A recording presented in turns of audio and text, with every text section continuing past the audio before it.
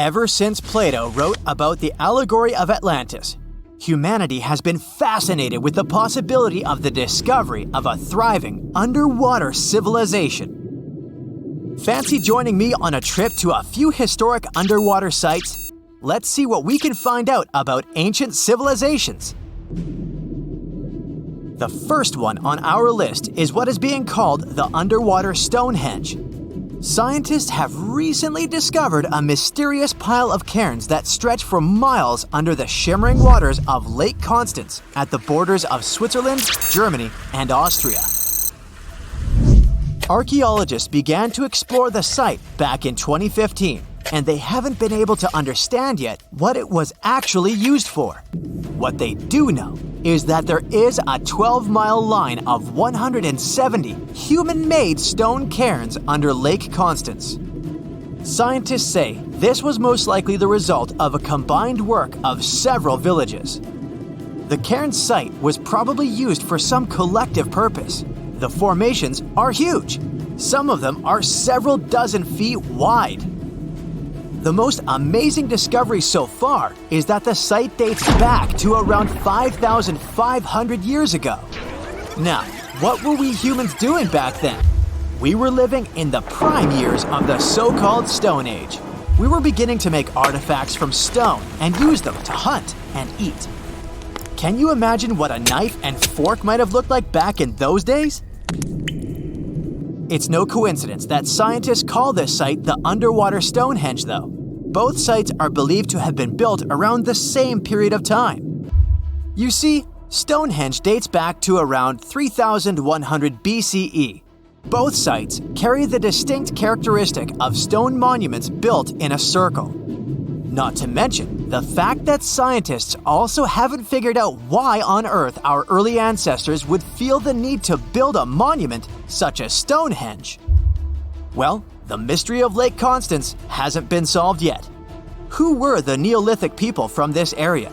And for what purpose did they go through such an amount of work and effort to build this huge stone site? Next, we're taking you on a tour of the Ryukyu Islands just off the coast of Japan. You're diving deep down to an archaeological site. But I should warn you, the waters of the Pacific Ocean are far from smooth. It doesn't take long before you see a huge structure, thanks to the sunlight shining down on the seabed. At first, it looks like Machu Picchu's ruins located across the globe in Peru. As you approach the site, you slowly figure out its forms. A pyramid-shaped structure, arches, staircases. It's something that could have easily been a palace or a castle. Could this be a sign of human activity? What you've just seen is known today as the Yonaguni Monument. It also goes by the name of Japan's Atlantis.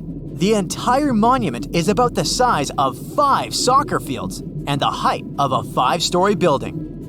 Its most surprising feature is its expanse of terraces. Explorers and scientists believe that Yonaguni might be 10,000 years old. But whether it's a human-made structure or a natural formation is still under debate. For Japan's top marine geologist, Professor Masaki Kimura, Yonaguni is the heritage of a lost civilization. Kimura has dived to the bottom of the ocean to explore the ruins over 100 times over the past 10 years. According to him, there are clear signs of human activity down there. On the monument's surface, there is a triangle-shaped concave that is a historical symbol of water fountains in the region. There's also a giant turtle carved on the eastern side of the structure. And, according to Kimura, turtles have an important cultural meaning. Several pieces of stone tools have been recovered from the site. Their estimated age is around 10,000 years.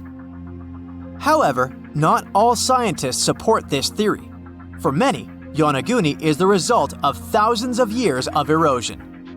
The fact that the monument is composed of one massive rock leads them to believe it's not human-made.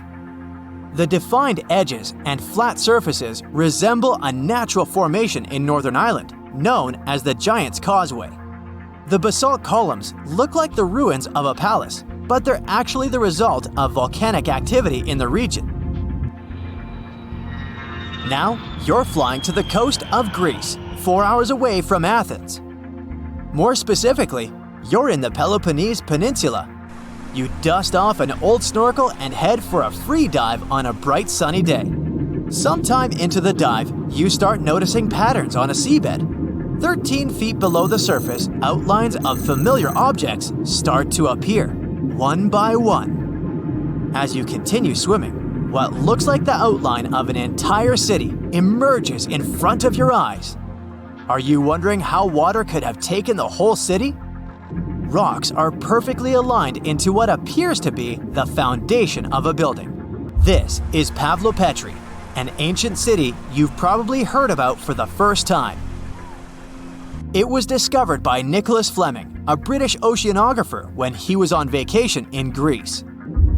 He had heard rumors about Pavlo Petri's existence and indeed found several artifacts on the seafloor. He went back to the area a year later with the team. They found a site filled with pots, storage vessels, and tools. A kernstone, for instance, is a tool used for grinding grains and turning them into flour. Multiple amphoras indicate that this settlement dates back to the Bronze Age, 5,500 years ago, when people started living in towns. The settlement is believed to have existed for over 2,400 years. Today, Pavlo Petri is considered the oldest submerged town ever discovered, and what's impressive is that it wasn't a simple village. It was a vibrant port city with stone buildings, a marketplace, streets, and even squares. The next stop on our voyage is one of today's most famous underwater cities that has been turned into an archaeological park. The city of Port Royal in Jamaica exists only below the surface, but in 1692 it was one of the wealthiest cities in the Western Hemisphere. Port Royal was the center of the British Empire at the time and an important trade city that attracted people from all over the region. It was also home to real-life pirates of the Caribbean. On the morning of June 7, 1692, the people of Port Royal met a different fate than they had probably expected. The city woke up shaking. People were thrown out of their beds by the power of a massive earthquake, ranking 7.5 on a Richter scale. One survivor said he had seen Earth opening up and swallowing the whole town. What he said could be true, as the city was mainly built on sand. The ground swallowed buildings, roads, you name it. Geysers erupted, and finally, waves as big as 10-story buildings hit the city. About 33 acres of the city disappeared under the water. Amazingly, most of its 17th century remains are still in good condition under 40 feet of water. Archaeologists have found taverns, storage rooms, kitchens, and recreational buildings used for diverse purposes. You can also see a grand lion statue, a submerged bridge, and many picturesque arches. Of course, I saved the best for last: India. Just off its coast lies another sunken marvel. A site known as the Lost City of Cambay is located in the Gulf with a similar name.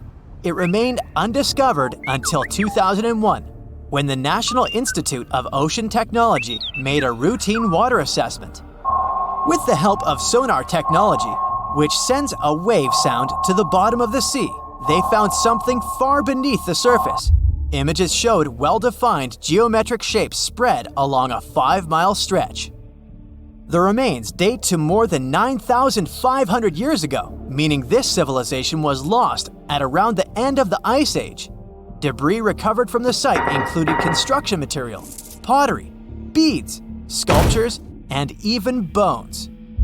Scientists argue whether these artifacts are indeed from the site, but if they truly are, then the lost city of Cambay might be the oldest civilization in the world. That's it for today. So hey, if you pacified your curiosity, then give the video a like and share it with your friends. Or if you want more, just click on these videos and stay on the bright side.